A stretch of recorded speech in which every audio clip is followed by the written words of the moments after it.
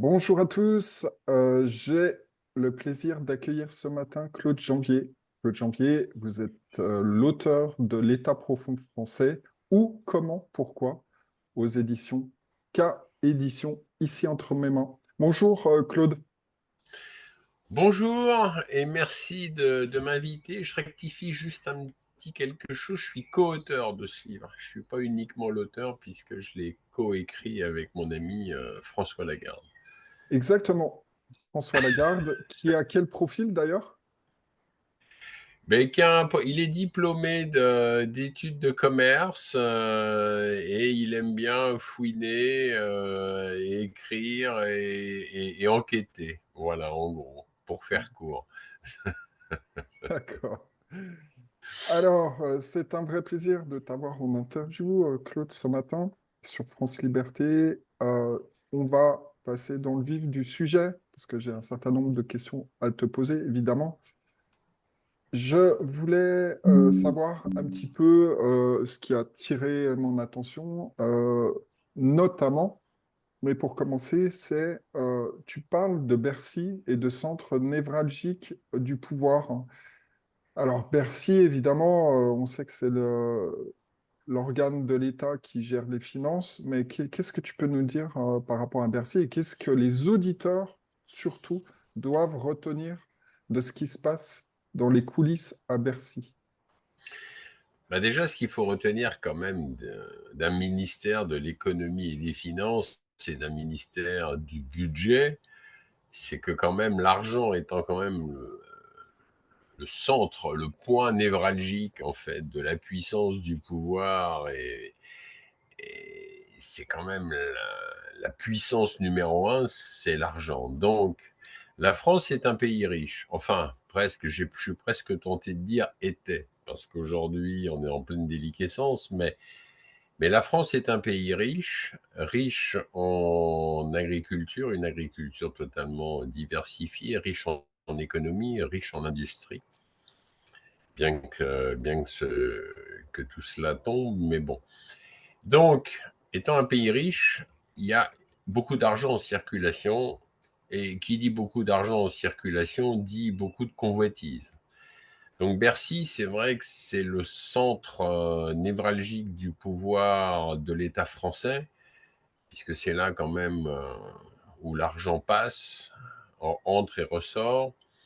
C'est vrai que Bercy attire beaucoup de convoitises étrangères, et c'est pour cela que quand on parle d'État profond et comment effectivement des sociétés de l'ombre qui ne font pas beaucoup parler d'elles ont leurs entrées aujourd'hui à Bercy. Je fais notamment référence ici, par exemple, au cabinet conseil McKinsey, que je vais pas présenter et surreprésenter, puisque je pense que quand je parle de cabinet McKinsey, tout le monde en a plus ou moins entendu parler quand même. Et je fais référence ici à BlackRock, par exemple, le monstre financier qui a émergé depuis déjà une trentaine d'années, qui a ses entrées aujourd'hui à Bercy. Donc ce qu'il faut comprendre, c'est que là où il y a l'argent, c'est là où tout se décide. Et c'est vrai que Bercy, d'ailleurs on le note dans notre livre, de par sa position, c'est assez intéressant. Il y a une piste d'atterrissage pour hélicoptère sur le toit de Bercy. Bercy a son port fluvial puisqu'il est en bordure de Seine. Et c'est vrai que tout respire la puissance, etc. et les arcanes du pouvoir. Bon, après, faut quand même pas oublier que quand Emmanuel Macron était ministre de l'économie et des finances, donc sous François Hollande, c'est quand même à cette époque où il nous a bradé Alstom, où il a commencé à nous brader toutes nos industries, et pour le vendre d'ailleurs aux Américains, etc., etc. Et faut pas oublier qu'Emmanuel Macron a fait un passage chez Rothschild, donc la banque Rothschild a de toute façon ses entrées aussi à Bercy. Voilà, en gros, hein. Je schématise un peu, mais c'est un peu ça. Ok, pour poursuivre un petit peu dans l'ouvrage que tu as donc écrit avec François Lagarde, tu parles de l'infiltration de la haute administration, page 67. Euh, qu'est-ce que, qu'est-ce qui est important à savoir par rapport à cette infiltration? Qu'est-ce que tu entends par là exactement déjà? L'infiltration de la haute administration française, elle se fait par, toujours pareil, par des intérêts privés qui viennent infiltrer la haute administration publique. En fait, ce qu'on a voulu démontrer dans notre ouvrage, c'est une collusion entre le public et le privé, chose qui ne devrait pas exister, chose qui ne devrait pas exister. En réalité, de plus en plus, il y a vraiment une collusion donc entre cet État public et tous ces hauts grands patrons de sociétés privées. Et d'ailleurs, c'est comme ça qu'on note dans notre ouvrage que quand un haut fonctionnaire d'État passe du public dans le privé, on appelle ça du pantouflage. Et quand quelqu'un qui est un haut responsable d'un secteur privé passe dans le public, on appelle ça du rétro-pantouflage. Mais en passant du domaine public au domaine privé, vice-versa, on s'aperçoit bien qu'il n'y a plus d'indépendance. C'est-à-dire que l'État n'est plus indépendant, puisque l'État obéit à ce moment-là à des intérêts privés aussi. Oui, mais alors, je t'arrête là sur ce point.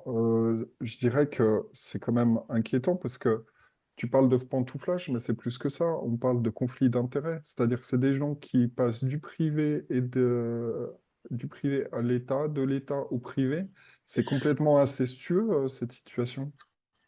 C'est totalement incestueux, mais c'est ce qui a de mise depuis déjà qui s'est beaucoup amplifié, je dirais, depuis les 3 dernières décennies. En fait, depuis l'avènement de Nicolas Sarkozy au pouvoir, juste après Jacques Chirac, avec ensuite François Hollande et Emmanuel Macron, on assiste à ce phénomène de plus en plus en avant. Ce phénomène est de plus en plus de premier plan. Et c'est un énorme problème. Effectivement, oui. Oui, oui, absolument. Mais ça me fait penser vraiment à la logique et l'agenda du World Economic Forum ici à Genève, Mm, où en fait leur travail c'est essentiellement d'infiltrer toutes les administrations. On le sait ça depuis des années en fait, parce que je suis le programme, j'écoute ce qu'ils disent, et on voit que les gens qui travaillent au WEF, ils sont plus de 150 personnes, je crois. Je vois aussi je regarde un petit peu tout, je regarde aussi leurs offres d'emploi et le profil des offres d'emploi, parce qu'ils recherchent des gens mm. brillants sur des postes qui cherchent à établir des liens avec les administrations publiques des différents États. Donc on voit que c'est une accentuation vraiment de ces liens incestueux et illégitime entre le privé et l'État. Qu'est-ce que tu peux dire de plus C'est par ça, rapport à ça? c'est ça. Non, non, mais c'est tout à fait ça. C'est effectivement une relation incestueuse, uniquement centrée sur leur profit à eux, et pas du tout centrée sur le devenir de notre société et le bien-être du peuple. Et ça devient de plus en plus un énorme problème. Ce qu'il faut bien comprendre quand même, c'est que ils détiennent, quand je dis ils détiennent, je parle de la haute administration publique et de la haute sphère privée, ils détiennent en fait tous les pouvoirs. Et ils se repassent donc effectivement les postes. Et, et, et c'est vertigineux parce que ça ne s'arrête pas, ça s'amplifie. Et de plus en plus, on tombe dans une collusion publique-privée qui ne visent qu'à maintenir leur position stratégique, donc tout en haut de l'État, sans mettre plein les poches, parce que c'est ça, et à conserver, bien entendu, toutes les facilités et le luxe dans lequel ils vivent. Et ça, c'est un énorme problème de plus en plus. C'est-à-dire que le peuple est de plus en plus délaissé et de plus en plus taxé et de plus en plus, il y a de plus en plus de lois liberticides uniquement centrés sur leur profit personnel à toute cette masse. Alors, je vais donner un exemple simple parce que pour que les auditrices et les auditeurs comprennent bien, Emmanuel Macron s'est fait élire en 2017 grâce à une agence de communication, on en parle dans notre livre d'ailleurs, qui s'appelle Steve Holt, que effectivement le grand public ne connaît pas, À sa tête de cette agence de communication, un certain Sylvain Faure, qui a été un des conseillers d'Emmanuel Macron avant qu'il atteigne donc le sommet de l'État. Cette agence a été créée en 2013. Et cette agence de communication a obtenu l'élection d'Emmanuel Macron. Donc on part d'une agence de communication privée qui a travaillé sur la campagne électorale d'Emmanuel Macron pour le faire élire en 2017. Ça veut dire quoi? Ça veut dire que, en fait, les 8000 articles de presse qu'a obtenu Emmanuel Macron, c'était grâce à cette agence de communication, donc Steve Holt, sans compter les interviews de radio, sans compter les interviews de télé, etc., etc. Donc, en fait, on voit bien comment une agence de communication privée a fait élire Emmanuel Macron, qui était quand même, je le rappelle, avant son élection en 2017, un parfait inconnu du grand public français. Ok, Parfait. donc on voit très bien que des intérêts privés très puissants ont déjà propulsé l'homme à l'Élysée et l'ont soutenu financièrement et opérationnellement, notamment dans une stratégie et un consulting, une stratégie marketing, en fait. On sent une force de frappe marketing derrière, tout comme McKinsey d'ailleurs, qui avait orchestré tous les spots télé du Covid et toute la mécanique de peur, de propagande. On est sur la même logique, c'est ça? C'est ça, c'est exactement la même logique. Et c'est là où ça ne colle pas. C'est-à-dire que, en fait, une personnalité politique aujourd'hui ne se fait pas élire que grâce au service de communication de l'Élysée, par exemple, mais se fait élire grâce à de plus en plus d'agences et de sociétés privées.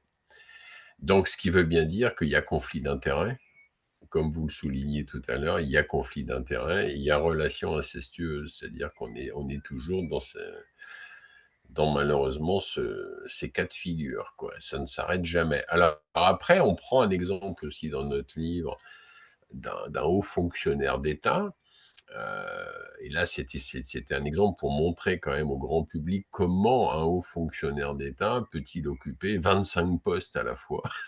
Ouais, et puis ceux de plus, les rentes Voilà, et l'accumulation de ces rentes, mais c'est irréel, c'est irréel. irréel, quoi. Donc, on s'est penché sur le cas d'un monsieur qui aujourd'hui est assez âgé, mais qui est toujours là, qui s'appelle Renaud Denoy de Saint-Marc, qui était donc secrétaire de l'Élysée en 1996. Là, j'ai plus trop les dates en tête, mais c'est ça. Il était quand même secrétaire général de l'Élysée, donc ce qui est un des plus hauts postes au niveau de la haute administration française. Et parallèlement à ça, avec des dates qui se chevauchent, il a été président de l'ENA, donc de la haute école administrative française. Il a été président du CEA, du comité de l'énergie, la commission de l'énergie atomique. Il a été président d'une académie politique. Il a été président de la fédération de chasse en France, qui est un énorme lobby. Il faut le savoir, la fédération de chasse en France n'est pas juste une petite association.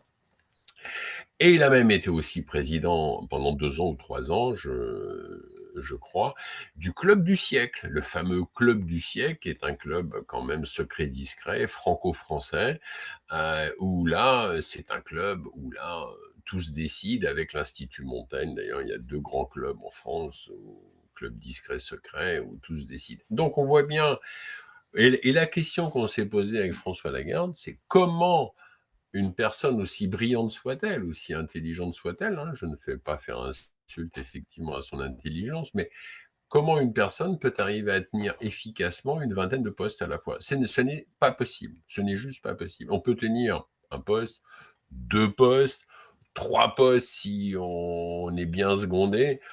Tenir à la fois une vingtaine de postes efficacement, c'est juste pas possible. En revanche, quand on tient 20 postes à la fois, on touche 20 salaires, on touche 20 avantages multipliés par des avantages Donc multipliés par 20. ça sent l'emploi fictif à plein nez. Voilà, ça sent effectivement, l'emploi fictif à plein nez, ça sent juste, ben voilà, c'est l'homme de paille, entre guillemets. Il était à la tête de quelque chose, il est là pour serrer les mains et boire des petites coupettes et me déguster quelques toasts de foie gras. Ben, c'est un Mm. peu le cas de Jack Lang qui a été reconduit à l'Institut du monde arabe Mm. à 82 ans, qui touche 10 000 € par mois, faut le savoir, Mm. juste pour serrer des mains, boire des coupettes Mm. et manger des petits toasts. C'est pas mal, hein, 10 000 Et euros faire par mois. balader sa femme dans Paris. Voilà, donc c'est ça Je l'état dis bien profond sa aussi. femme, hein. Je dis bien Oui, sa femme. oui, voilà, j'ai bien compris. Donc c'est ça l'état profond. Ok. On s'aperçoit quand on enquête que ben, c'est complètement irréel. Ça veut dire que c'est plus des avantages là, c'est carrément, je sais même pas le terme d'ailleurs qu'on pourrait trouver, mais c'est irréel quoi, c'est surréaliste. C'est surréaliste que des gens peuvent cumuler autant de postes, autant d'avantages et autant de salaires mirifiques quoi. Je veux dire, ça devient surréaliste quoi. Mais c'est malheureusement la réalité. Alors, on va parler brièvement de contre-pouvoir, et en l'occurrence les autorités judiciaires. Et donc, effectivement, on voit bien qu'il y a de très grosses défaillances au niveau de la justice, qu'il y a une justice à deux vitesses pour les gueux et puis pour le reste. On voit clairement l'influence de la franc-maçonnerie et des loges dans cette justice. Qu'est-ce que tu penses de ça? Bah, je pense que la justice, malheureusement, suit, c'est comme le reste, hein, la justice fait de moins en moins son travail. La justice est en pleine déliquescence, hein, depuis, bah, c'est pareil, depuis à peu près les 3 dernières décennies, la justice n'est plus que l'ombre d'elle-même. La justice n'hésite pas à condamner des gens pour de bons citoyens pour des faits vraiment, je dirais, pour pas grand-chose. J'ai encore en mémoire à Cahors, il y a 2, 3 ans de ça, un SDF qui avait volé des pâtes dans une maison, je dis bien des pâtes, hein, donc il a rien volé d'autre, il a juste volé des pâtes. La propriétaire de la maison n'a même pas porté plainte contre lui. Le parquet en général, malheureusement le parquet, lui, a porté plainte et le SDF a été condamné à 3 mois de prison. Bon, pour avoir volé des pâtes, c'est hallucinant. À côté de ça, on a le juge Bailly, l'année dernière, un juge, hein, c'était il y a à peu près 1 an et demi, qui prostituait sa femme sur Internet, et ce que je dis là, c'est documenté, prouvé, hein. Il prostituait sa fille sur Internet, oui, pas sa femme, sa fille. J'ai entendu Euh, parler de ça. Ouais. voilà, il a été condamné en première instance, quasiment relaxé en appel, puisqu'il a été à peine condamné à 1 an de prison avec sursis. Quant à son épouse, qui est magistrate aussi, elle, rien. Donc on a un couple de magistrats prostituant sa fille de 13 ans, je crois, de mémoire, sur Internet, et quasiment pas condamné. En revanche, on condamne un SDF à 3 mois de prison pour vol de pâtes. On voit bien que, on voit bien que c'est totalement, bah c'est pareil, c'est irréel, quoi. Malheureusement, c'est ce qui se passe de plus en plus. Et puis la justice n'est plus indépendante, faut le savoir. C'est-à-dire que normalement en France, il y a quand même les trois corps indépendants, le législatif, l'exécutif, le judiciaire, les trois pouvoirs, mais aujourd'hui, ces trois pouvoirs, depuis déjà un peu plus de 30 ans d'ailleurs, ne sont plus indépendants puisque c'est une collusion des trois pouvoirs. Et le quatrième pouvoir non officiel qui était les médias, ben c'est pareil, les médias ne remplissent absolument plus leur rôle, c'est-à-dire que c'est aujourd'hui, depuis à peu près une trentaine d'années aussi, ce ne sont que des médias de propagande inféodés donc à cette espèce de fondu de pouvoir du législatif, de l'exécutif et du judiciaire. Donc nous ne sommes plus dans un état de droit. En France, c'est d'une évidence absolue. Nous sommes dans une dictature, en fait, policière, militaire et policière. au profit d'un très petit nombre de gens qui veulent à en tout prix rester en haut, au sommet de l'État. Et cette minorité, d'ailleurs, obéit au doigt et à l'œil, évidemment, au complexe militaro-industriel et à l'oligarchie financière anglo-saxonne. Voilà. En gros, si on synthétise un peu le problème, c'est ça. Ok, dans ton bouquin, tu parles pas de la situation monétaire et bancaire. J'ai abordé, je connais bien ces thématiques à travers mon livre, le suicide monétaire Ouais, aux éditions Maya. ouais, L'actualité récente montre qu'ils sont en train de lorgner sur l'épargne. Et moi, je parle de ouais. débancarisation, je donne des conseils, particulièrement achat d'or. Or, argent, métal en physique, tout sortir les avoirs physiques, livret A, assurance vie, tout ça au plus vite. Et puis aussi de la crypto adossée aux métaux précieux. Qu'est-ce que toi, concrètement, tu penses de cette confiscation? J'ai parlé aussi récemment dans d'autres interviews de la saisie des titres, hein, qui est dans la Convention de La Haye sur l'incertitude juridique des titres transfrontaliers. Donc, dans le marbre, il y a une législation pour faire éclater la dette, puisque je parle d'une opération intelligente, et ensuite de saisir l'ensemble des titres et des actifs. Qu'est-ce que toi, personnellement, Claude, tu penses de ça? Ah ben, je suis totalement d'accord avec votre livre, hein. Non, mais ça, c'est clair. Et avec vos analyses, hein, ça c'est d'une évidence. Alors, on n'a pas traité le sujet de la finance, effectivement, dans notre livre, parce qu'on voulait se concentrer sur l'état profond, les relations surtout entre le public et le privé et les réseaux. C'est-à-dire, on a voulu mettre en exergue un peu les réseaux, comment les réseaux fonctionnent en France et comment tout s'entrecroise dans un petit niveau, en fait, enfin, dans une petite oligarchie. Mais au niveau des finances, c'est évident. Aujourd'hui, malheureusement, la France, on en est à peu près 5 000 milliards de dettes, hein. On en parle dans notre livre d'ailleurs, ça, parce qu'on a mis en exergue qu'il y a les 3 000 milliards de dettes, mais il y a aussi le hors-bilan qu'il faut ajouter, et ça on le détaille dans notre livre, et donc on en est à un peu plus de 5 000 milliards de dettes. C'est vertigineux, dettes que nous rembourserons jamais, bien entendu. Et en plus, c'est vrai que ça veut plus rien dire. Aujourd'hui, c'est de la planche à billets, c'est-à-dire que dans tous les pays occidentaux, y compris aux États-Unis d'ailleurs, c'est-à-dire J'aime que pas le terme planche à billets. Moi, j'appelle ça de la fausse monnaie. oui, Ça n'a ouais, de rien la à fausse voir. monnaie, hein, oui, oui, bah Vous voyez non, ce que mais je veux dire? ça, si vous voulez, oui, de toute façon, planche à billets, fausse monnaie. Non, parce que planche à billets, ça laisse quelque chose d'un petit peu plus soft, alors qu'en réalité, Ah oui, d'accord, ok. c'est de Bah la, alors allons-y pour la ah fausse monnaie. Oui, oui, oui, non, mais c'est je de suis la fausse d'accord. monnaie. Non, c'est de la fausse monnaie. Ce sont des fausses liquidités. Faut appeler Voilà, un chat c'est de un la chat. fausse monnaie. C'est comme ça que Emmanuel Macron, du jour au lendemain, tout d'un coup, se dit, tiens, je vais envoyer 3, 4 milliards, 10 milliards à l'Ukraine. On se finit par se dire, mais d'où sort cet argent? Et on voit bien que oui, c'est de la fausse monnaie, c'est ça. C'est que l'Europe a quand même envoyé depuis le début de l'opération spéciale lancée par la Fédération de Russie, donc en Ukraine depuis le mois de février 2022, je crois envoyé, on en est à presque 90 milliards d'euros au niveau européen qui ont été envoyés en Ukraine. Donc on voit bien que c'est de la fausse monnaie. À un moment donné, ça ne veut plus rien dire. En revanche, il n'y a jamais, curieusement, il n'y a jamais 1 euro ou quelques euros pour augmenter les retraites, le SMIC en France, etc. Ça passe pas. Alors, il y a un enjeu aussi qui permettrait de se libérer du joug des banques et leur mainmise sur l'économie, c'est la tokenisation des actifs. J'en ai parlé dans mes interviews, donc, qui est vraiment va se développer à l'avenir. Donc, pour éviter d'avoir affaire à des banques et des institutions bancaires pour justement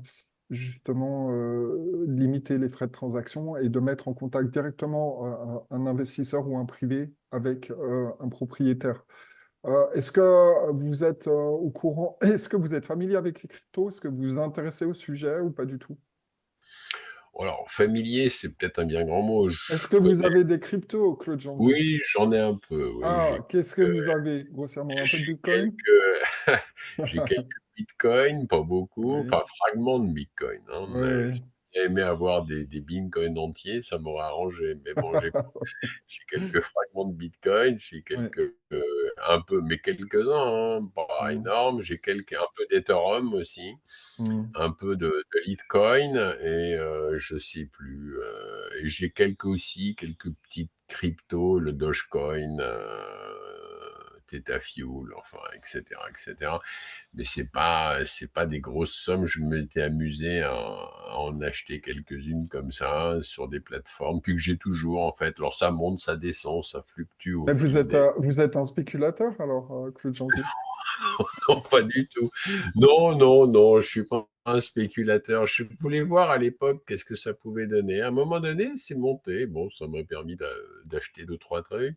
Après, bon là, j'en garde, je les garde, je regarde. Enfin, je sais pas, Vous les c'est gardez pas au ça. chaud, en fait, c'est ça? Je les garde au chaud, mais c'est pas ça qui va me faire vivre, hein. Pour Mm. l'instant, je j'ai pas assez investi dedans pour que ça puisse générer un revenu suffisant. Non, pas du tout. Mais ceci dit, je trouvais ça intéressant. Alors après, il y a du pour. Je sais qu'il y a des gens qui sont pour, il y a des gens qui sont contre. Mm. Après, moi, je suis pas assez ferré dans le domaine pour dire aux gens, bon, bah, c'est bien, c'est super, ou non, ça ne l'est pas. Moi, je me suis contenté de regarder ça un peu, et puis voilà. Mm. Mais après, non, moi, je suis pas un grand spécialiste un peu de. J'ai pas mal relativisé le Bitcoin là, dans une interview assez récente sur TV Liberté et Géopolitique Profonde pour expliquer que fondamentalement le Bitcoin c'est du code, ça consomme de l'énergie, mais ça n'a pas de valeur intrinsèque, il n'y a rien derrière en fait. Et Hmm. évidemment, je me suis fait un peu attaquer par les fondamentalistes bitcoiners. Et Oui, ben, j'explique il y en a, et surtout qu'il y en a à géopolitique profonde, ouais. Oui, oui. Et j'explique aussi que fondamentalement, le Bitcoin est alimenté par de la fausse monnaie, parce qu'il y a des mouvements très importants et de la spéculation. Donc, moi, j'ai mis en garde au mois d'août, déjà l'année dernière, sur le Bitcoin. Je suis pas contre le Bitcoin, mais je dis attention, ce d'autant plus que on ne sait pas d'où ça vient, le code, il est peut-être craqué par la NSA. Bref, il y a des choses qui sont importantes à avoir en tête. C'est pour ça que je recommande essentiellement en crypto des cryptos adossés aux métaux précieux, à 100% aux métaux précieux, l'or et l'argent métal. J'en ai parlé dans mes interviews. Euh, Concernant, l'ouvrage proprement dit, j'ai trébuché en fait sur une citation de Max Frisch, qui est un écrivain suisse. Alors évidemment, ça a attiré mon attention puisque j'enregistre depuis Genève. Pire que le bruit des bottes, le silence des pantoufles. Qu'est-ce que vous voulez dire par là, Claude Janvier? Ah, ce qu'on veut dire par là, c'est que, en fait, ce que voulait dire par là, l'auteur d'ailleurs, mais ce qu'on veut dire par là, c'est que pire que l'agitation, la non-agitation. En fait, ce qu'on veut souligner, c'est le silence approbateur d'une majorité de la population à tout ce qui se passe. C'est ça le problème, le bruit des pantoufles. C'est-à-dire qu'aujourd'hui, il y a deux guerres quand même assez lourdes. Il y a un conflit russo-ukrainien via l'Ukraine. Il y a ce qui se passe aujourd'hui et malheureusement à Gaza. Et il y a, de la part de beaucoup de responsables politiques et de grands médias, entre guillemets, grands, hein, médias de masse, il y a le silence des pantoufles. C'est-à-dire, c'est feutré, on n'en parle pas, on parle de pas grand-chose. Alors, donc voilà, donc pire que le bruit de botte, parce que le bruit de botte, quand on a été envahi en France On le par voit, l'armée, on le sent, et là, c'est on le silencieux. voit, on le sent, il y a les bruits de bottes. Mais après, il y a la non-réaction des gens, il y a le silence des pantoufles. Voilà, ça c'est très imagé, mais c'est vraiment ça en fait. Ok, alors on arrive doucement à la fin de cette interview. J'ai encore deux questions brièvement. Une sur un point qui a été glissé dans le livre sur lequel je ne suis pas d'accord, mais j'aimerais en discuter un peu avec vous, Claude Janvier. C'est sur Schengen. Mhm. Schengen, vous laissez entendre qu'il faudrait rester, faut sortir de l'Union européenne, mais il faudrait laisser Schengen. Je ne suis pas de ce point de vue, mais est-ce que vous pouvez expliquer pourquoi vous avez indiqué ça? Bah, on indique ça parce qu'une coopération entre les États européens, qui est quand même une multitude d'États en Europe, une coopération économique ou une coopération entre les peuples des différents États, moi je pense que c'est bien parce que ça évite des conflits. Les conflits, les guerres, je pense que c'est totalement inutile avec nos voisins proches. Après, il faut reconnaître quand même une chose, une libre circulation aujourd'hui des personnes à l'intérieur de l'Europe. Bon, c'est quand même pas si mal. Aujourd'hui, vous pouvez passer la frontière, aller en Espagne, aller en Italie, aller un peu partout, sans spécifiquement faire la queue pendant une heure, pardon, à la douane. À la limite, je dirais pourquoi pas, parce que moi, je me Je rappelle. parle de la libre circulation des personnes et de résidence, de pouvoir travailler d'un pays à l'autre, spécifiquement en fait. Bon, pourquoi pas? Après tout, je vois pas Mm. pourquoi on n'irait pas travailler en Allemagne ou en Moi, je Italie. pense que ça Hein. devrait être possible sous forme de visa ou de choses. Je pense que chaque pays peut établir sa législation. Oui, voilà quoi. Mais que ça soit pas. Non, ce qui est condamnable en Europe, le problème, c'est cette monnaie qui s'appelle l'euro, qui, bon, ben ça, je vous apprends rien, hein, qui est une monnaie spéculative et qui a plombé tous les pays européens. Je parle de plomber leur économie. Et ce qui est détestable aussi, c'est que, en fait, le but du jeu derrière Bruxelles, qui est quand même un féodé à l'oligarchie financière anglo-saxonne, c'est de faire de l'Europe un État fédéral. Un État fédéral européen où le but du jeu derrière, c'est de faire disparaître toutes les langues propres à chaque pays, toutes les coutumes propres à chaque pays, et de faire une espèce, donc oui, c'est ça, un État fédéral européen avec une espèce de langue qui sera un globish à dominance évidemment anglaise, puisque on est quand même sous la coupe anglo-saxonne. Et ça, c'est condamnable, parce que ça veut dire que dans quelques années, il n'y aura plus, chaque pays aura de moins en moins son identité propre et ses cultures propres. Et ça va être un espèce de fondu. Et ça commence à être le cas quand on regarde un peu, maintenant quand on se promène en Europe, on voit bien qu'il y a des McDo un peu partout, on voit bien qu'il y a des grandes enseignes Lidl, par exemple, pour ne citer que cette marque de supermarché est présente un peu partout en Europe, dans tous les pays européens, ce qui veut dire qu'on assiste de plus en plus à c'est ça, à une Europe fondue et unie, mais en faisant disparaître toutes les coutumes et toutes les langues locales. Et ça c'est condamnable, hein, parce que ça va dans le sens effectivement d'une plus grosse mondialisation. C'est plus facile pour une oligarchie mondiale de régner en maître sur un État fédéral européen que de régner en maître sur une multitude de nations.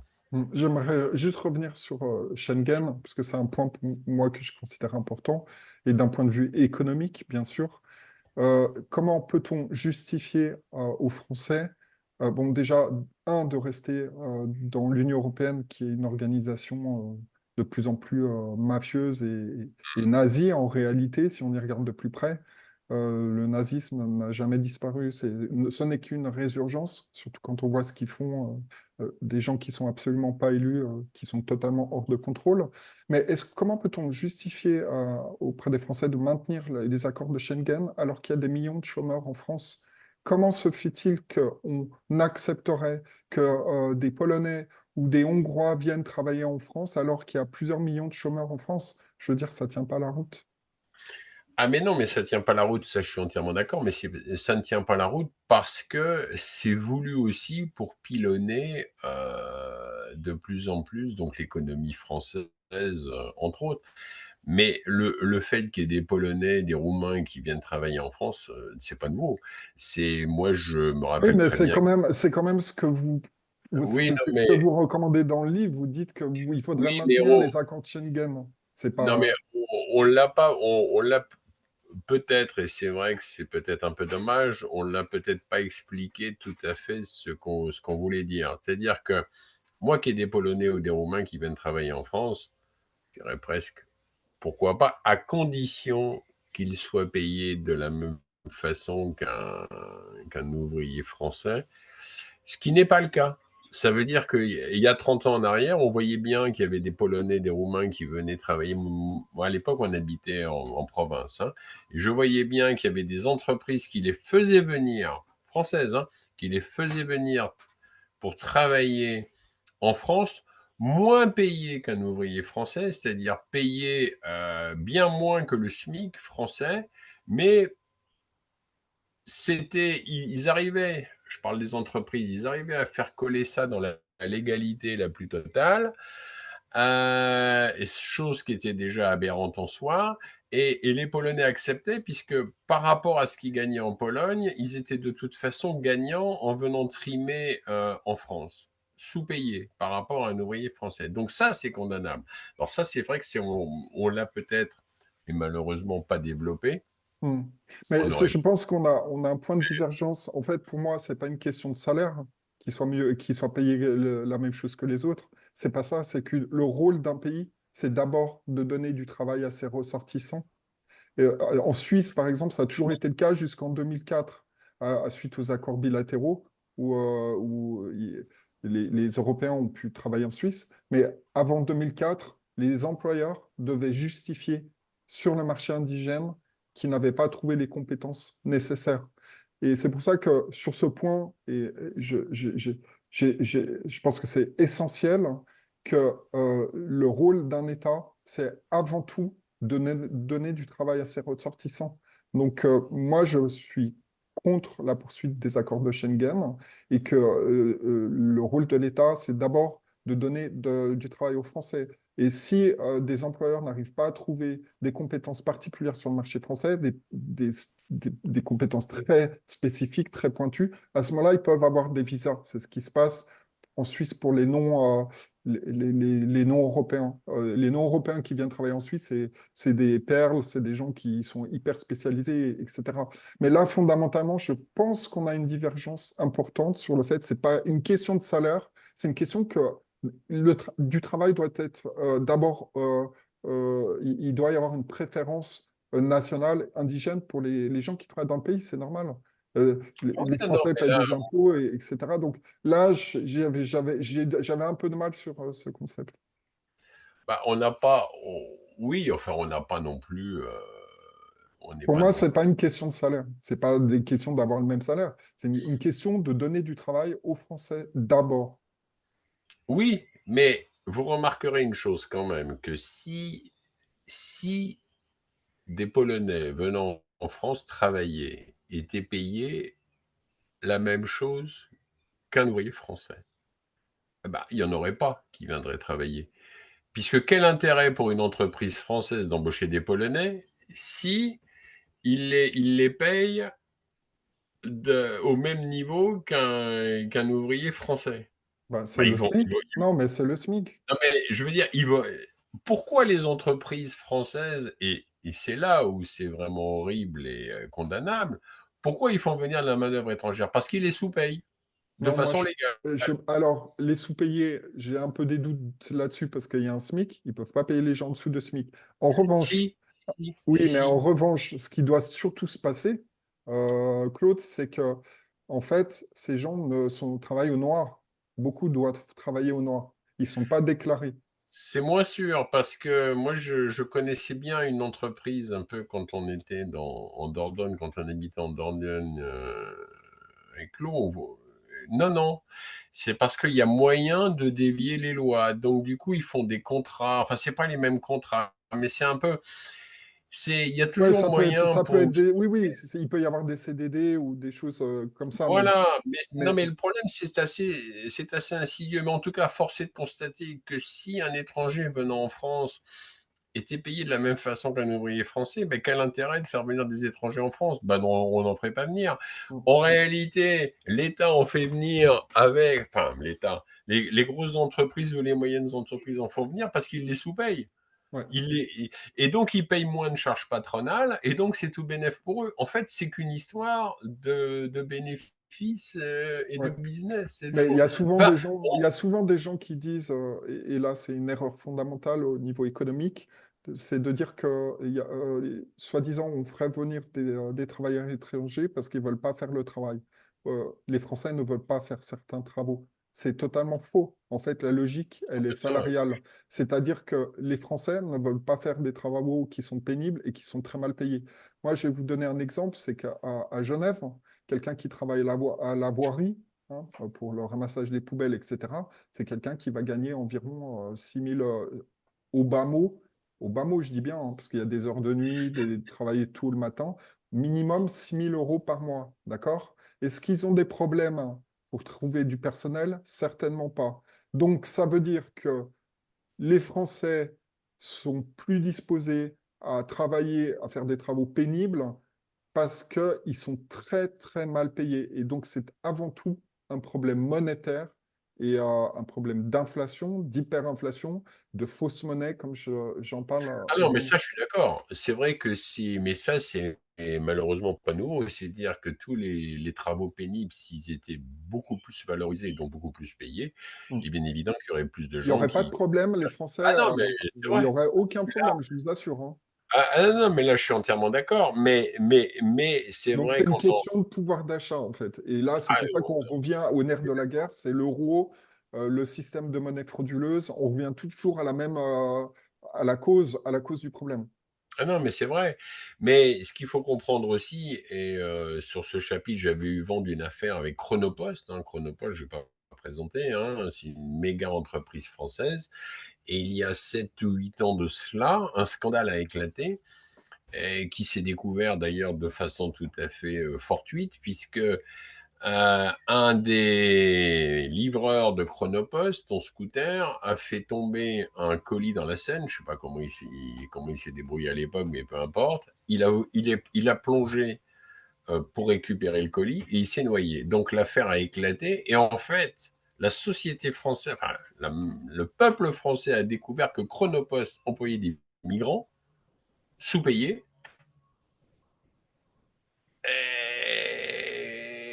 Et voilà.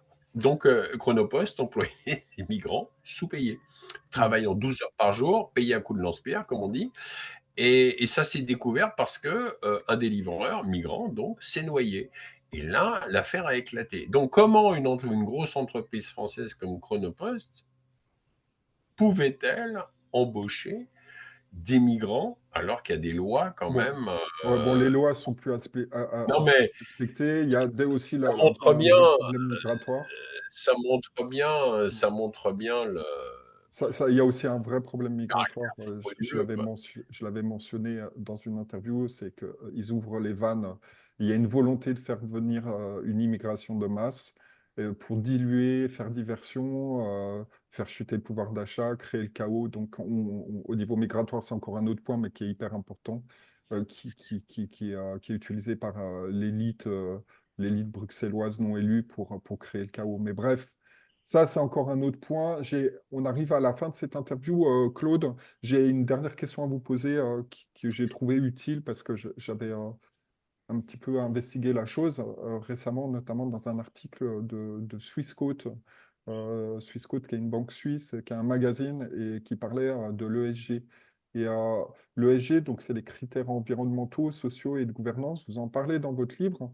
Alors, moi, je trouve ça intéressant parce qu'en fait, on sent que c'est un écran de fumée, ces ESG, et qu'en réalité, derrière, il y a une volonté, hein, c'est un peu comme la norme ISO qu'ils ont cherché à imposer, à créer toujours plus de bureaucratie, de normes que les petites sociétés ne pourront pas appliquer et qu'il n'y a que des grosses multinationales avec des armées d'avocats qui vont pouvoir se draper dans des critères ESG, sachant que ces critères sont vraiment opaques d'une agence à l'autre et que c'est encore une volonté de culpabiliser les entreprises sur le pseudo-réchauffement climatique, les émissions de carbone. Alors, on sait que le carbone est essentiel à la vie humaine. On nous fait prétendre que c'est le diable en personne. Et du coup, ces critères ESG, pour moi, ça semble vraiment l'escroquerie à plein pot. Qu'est-ce que vous pensez de ça et quel est pour un petit peu finaliser cette interview, votre point de vue par rapport à ça? Ah bah, c'est de l'escroquerie à plein pot, hein, comme vous dites, hein. C'est-à-dire qu'aujourd'hui, une entreprise française, petite, moyenne ou grande d'ailleurs, qui voudrait avoir soit des subventions, soit des plans de financement, soit des facilités pour financer, etc., etc., eh bien, si elle ne présente pas des critères environnementaux, donc dits ESG, eh bien, elle se ferait rejeter systématiquement. Ça veut dire ce qu'il faut comprendre aujourd'hui, c'est que, pour le cas d'une moyenne entreprise, par exemple, qui travaillerait dans le BTP, bâtiment travaux publics, si elle veut travailler pour une mairie, une commune, etc., etc., ou pour une région, si elle ne présente pas donc des critères environnementaux, entre guillemets, elle ne sera jamais prise, jamais acceptée. Donc, c'est une Donc, stratégie un peu sur le c'est même principe que la ségrégation raciale, mais là, on est sur la c'est ça. ségrégation économique, C'est ça. pseudo-environnementale. C'est vraiment une C'est gigantesque ça. arnaque. Ah, c'est une gigantesque arnaque, c'est une gigantesque tromperie. Malheureusement, aucune entreprise aujourd'hui ne peut y échapper.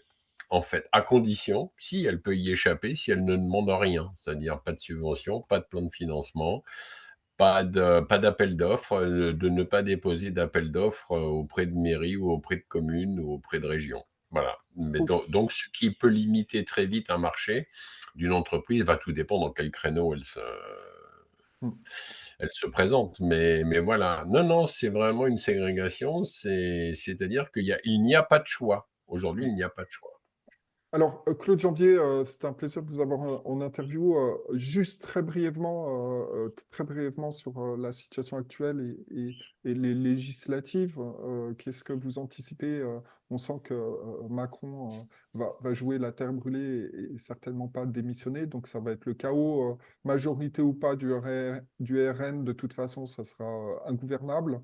Donc, qu'est-ce que vous anticipez ces prochains mois? Et est-ce que vous pensez qu'ils vont utiliser les JO pour créer une opération sous faux drapeau et créer le chaos et ça paraît assez chaud ces prochains mois. Qu'est-ce que vous voyez, vous, personnellement, en quelques mots?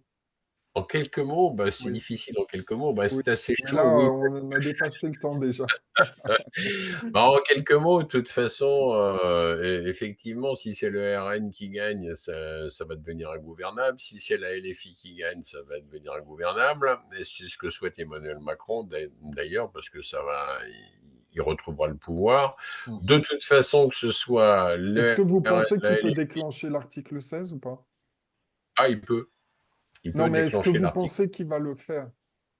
Ah, c'est difficile d'être dans sa tête, hein. Il peut le faire, Mm, mais tout est possible. Tout est possible, il peut le faire. Emmanuel Macron, faut le savoir, il briguerait bien un troisième mandat.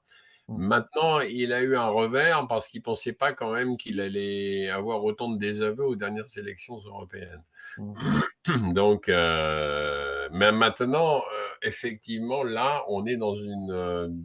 bon, alors maintenant, en conclusion, moi, ce que je constate, c'est que ça soit du RN à la LFI en passant par le Parti socialiste, la droite, etc., et le parti de Macron, aucun, je dis bien aucun de ces partis ne veut sortir de l'Europe, aucun de ces partis ne veut sortir de l'OTAN, aucun de ces partis ne veut sortir de la guerre, du conflit russo-ottanusien via l'Ukraine, aucun de ces partis ne veut sortir du joug de l'oligarchie financière mondiale. Donc, Donc, ce qui veut dire qu'aucun de ces partis n'est fiable. Ah, il n'y a que les souverainistes qui sont à peu près fiables sur le sujet, puisque eux Effectivement, veulent vraiment, j'allais justement voilà, vous poser la question. Donc, finalement, pour ceux qui veulent voter, je pense qu'il faut quand même, malgré tout, voter. Il faut soutenir les souverainistes. Dans les souverainistes, il y a absolument. qui? Asselineau, Philippot, Dupont-Aignan, Poisson, c'est les principaux, c'est ça, hein? Oui, c'est ça, c'est à peu près ça. Voilà, c'est ça. Bah, Est-ce que effectivement. vous avez une préférence entre Philippot et Asselineau? Alors, moi, je vais vous dire, j'aime bien Florian Philippot. Pourquoi? Parce que Florian Philippot, c'est le seul politicien qui, depuis le début de la crise du Covid, a été manifesté tous les samedis samedi sous les fenêtres du ministère de la Santé à Paris. Et je le sais parce que mon épouse et moi, souvent, nous y étions. Qu'il pleuve, qu'il neige, qu'il vente, on était là tous les Mm. samedis. Il était là, lui, tous les samedis. Et c'est Mm. le seul qui l'a fait. C'est-à-dire Exact. que depuis le début, il a pris un engagement, il a dit ça, c'est Mm. vraiment une arnaque, ça, c'est vraiment Mm. de la corruption, cette crise financière n'en est pas une, etc. C'est Donc, surtout qu'il est allé sur le terrain, il a fait le boulot. absolument. Donc ça, c'est un engagement qui, pour moi, force le respect. Exact, Voilà. exact. Et il y a d'autres personnes qui sont plus cultivées, mais là, on n'est pas à un niveau. La question dans l'équation, c'est pas le niveau de culture, c'est l'engagement. Et je pense C'est qu'effectivement, l'engagement. et C'est l'engagement, il se fait sur le terrain, pas sur un rond de cuir. Vous voyez ce que je veux dire? bah, nous sommes d'accord et c'est vrai que moi, je me rappelle très bien les premières manifs qu'il a organisées à la petite placette là, à côté du ministère de la Santé. On était au début, j'en sais Ouais. rien, on était 30, on était 50, on était une centaine. Et petit à petit, bah, les gens sont. Il fallait le faire. Organiser une manif tous les samedis, franchement, il fallait le faire. Et- Donc, voilà, bravo à lui, il l'a fait. Et c'est pour ça que voilà, j'ai un petit penchant pour Florian Philippot. Oui, Ouais, ça a absolument. du sens, ça a du sens. Claude Janvier, c'est un vrai plaisir de vous avoir en interview. Donc, je rappelle aux auditeurs que vous avez écrit un livre co-écrit un livre avec François Lagarde, L'État profond français, que vous pouvez retrouver sur tous les sites, j'imagine, en ligne et K édition. Est-ce que vous voulez dire un dernier petit mot? Bah, non, enfin si, merci de m'avoir reçu. En tout cas, c'était bien sympathique. C'était un échange bien sympathique. Et puis, Ouais. bah, Je vous avais évidemment. dit, Claude, hein, je caresse pas les chats dans le sens Ouais, nécessairement dans le ouais, sens non, du mais poil, moi, hein. ça me va bien. Ça me va bien. Mm, On peut pas être d'accord mm. sur tout, sinon on s'ennuierait. Au bout d'un moment, Exact. voilà, ça serait d'une platitude. Voilà. Non, voilà, je pense que la période est propice à lire effectivement ce livre, L'État profond français, puisqu'on est en plein dans un maelstrom étrange qui va nous mener je ne sais pas où. Mais et donc, ça serait bien effectivement de se renseigner et je pense que ce livre, effectivement, peut répondre à un certain nombre de questions. En tout cas, merci Ludovic de m'avoir invité. De rien, le message est passé aux auditeurs, aux téléspectateurs. À tout bientôt, merci beaucoup. À tout bientôt.